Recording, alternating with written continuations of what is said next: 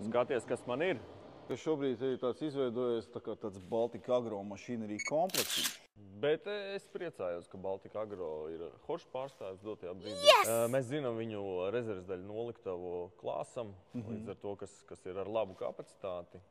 Ceru, ka būs līdzīgi arī ar Horša brendu, jo tās mašīnas ir labas, viņas strādā. Bet visu laiku ir jāsako tendencēm līdz, ja teiksim, tajā brīdī, kad mēs viņu pirkām, viņi bija ļoti aktuāli, tāpēc, ka bija samērā daudz rapšu platības un šī striptila metode ļoti labi strādāja. Tad dotajā brīdī, un runājot ar Horša ražotāju, tā atslēga būtu katrai kultūrai piemērot sējmašīnu. Nav universāls sējmašīnas. Tas ir fakts, jā. Respektīvi, es gribētu, teiksim, zirņi, pupas ir zābaciņu tipā sējaparāts.